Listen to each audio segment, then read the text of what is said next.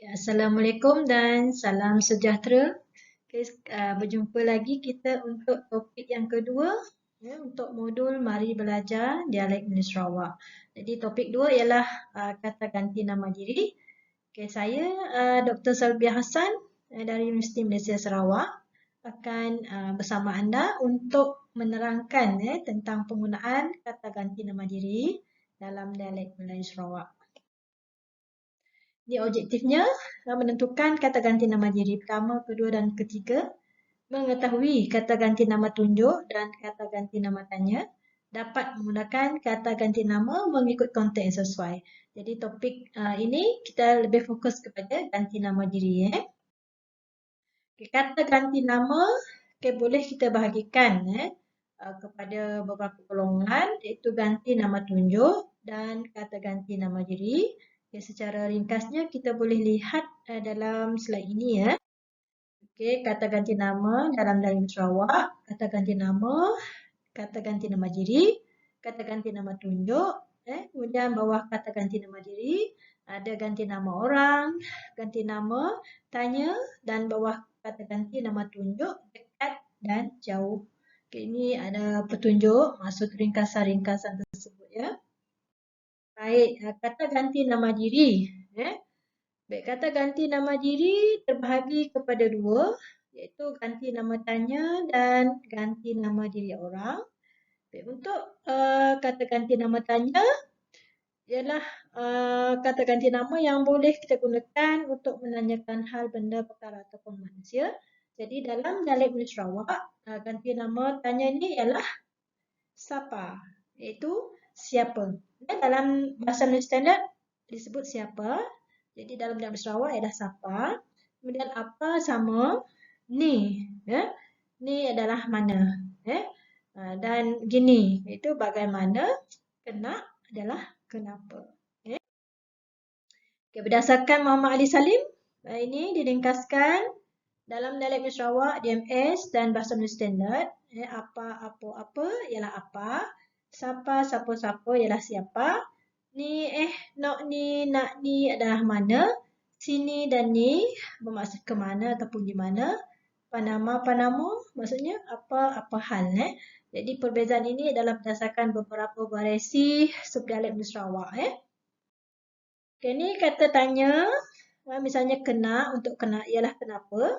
Di sini, di mana, cami ataupun geni bagaimana, bila. Sama dengan bila. Itu ringkasannya boleh dilihat dalam jadual tersebut. Ini contoh-contoh ayat, siapa gugur, siapa jatuh, gugur bermaksud jatuh. Jadi anda boleh lihat beberapa contoh yang diberikan di sini. Dan sebelah tu adalah padanan dalam bahasa Melayunya. Kemudian kata ganti nama orang, yang ini fokus kita. Kata ganti nama orang ni ada ganti nama di pertama dalam dialek Melayu Sarawak. Yang penting ialah kamik. Kamik ialah saya. Jadi bentuk kamik ni digunakan secara menyeluruh dan dianggap sopan. Ganti nama yang sopan berbanding aku. Aku juga kata ganti nama diri pertama, namun penggunaannya terhad. Kalau kamik dapat digunakan secara meluas dan berbentuk sopan. Okey, yang ini antaranya yang lain. Aku ataupun kamik bersifat mufrad. Kita orang, iaitu kita orang bersifat jamak. Kami orang berbentuk jamak, iaitu kami semua. Dan kola itu saya. Tapi kola ni jarang digunakan lah. Biasanya digunakan untuk tujuan-tujuan yang tertentu saja. Bukan digunakan dalam bahasa biasa. Itu contoh-contoh ayatnya. Kemudian kamik ialah ungkapan halus yang biasa diucapkan oleh anak-anak terhadap orang yang lebih tua. Oleh sebab tu tadi saya katakan kamik ini sopan penggunaannya sesuai digunakan oleh orang muda kepada orang yang lebih tua, orang yang lebih rendah pangkatnya kepada orang yang lebih tinggi jawatannya. Okey. Kemudian ganti nama yang kedua ni kita, iaitu awak. Ada juga kau yang bermaksud kau.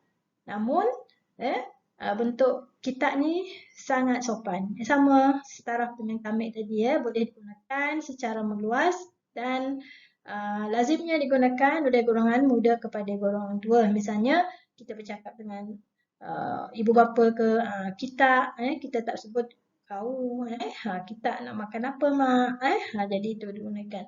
Jadi kita ni bentuk ganti nama yang bersifat halus dan sopan. Begitu juga dengan diri. Diri pun ganti nama kedua yang bersifat sopan.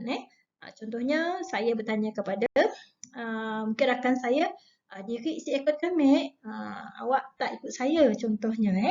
Okey, boleh digunakan.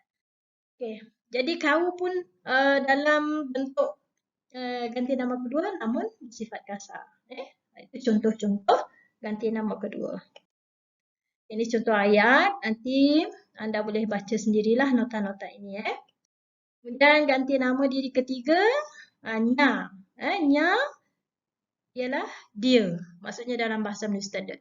Dalam variasi yang lain disebut nyo. Yang ini variasi dalam dialek Melayu Sarawak. Nya dan nyo. Nya ni adalah variasi standard khususnya di kawasan Kuching lah.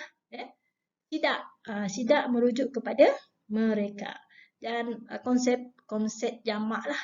Sidaknya bermaksud mereka. Orang orang itu. Okey, jadi yang ini kita boleh gunakanlah apabila ditujukan kepada pihak yang ketiga. Beliau jarang digunakan, kalau ada pun mungkin menjadi beliau lah. Itu berdasarkan variasi. Ini contoh-contoh ayatnya, anda boleh baca sendiri. Ganti nama tunjuk yang jelas dibezakan dalam dialek Melayu Sarawak ini ialah ganti nama tunjuk dalam dialek Sarawak boleh kita kategorikan kepada ganti nama tunjuk untuk yang dekat dan yang jauh. Misalnya, tok ataupun tu bermaksud ini, ya, yo bermaksud itu, si tok ataupun si tu bermaksud di sini, nun dan si nun bermaksud sana, di sana, sia dan sio bermaksud di situ. Jadi kita boleh kategorikan kepada dua bentuk lah untuk kata tunjuk merujuk kepada yang dekat dan untuk merujuk sesuatu yang jauh. Ini contohnya, ketok tu ini, ya, nun itu si nun tempat yang jauh, itu di sana, sia, sio tempat yang dekat, situ amat dekat. Contohnya kita madah, tok buku kami, ini buku saya. Maksudnya buku tu ada di depan mata kita lah. Kalau kita cakap, rumah kami di Sinun, rumah saya di sana, jauh, itu bezanya. Ini contoh-contoh ayat, boleh dilihat sendiri ya.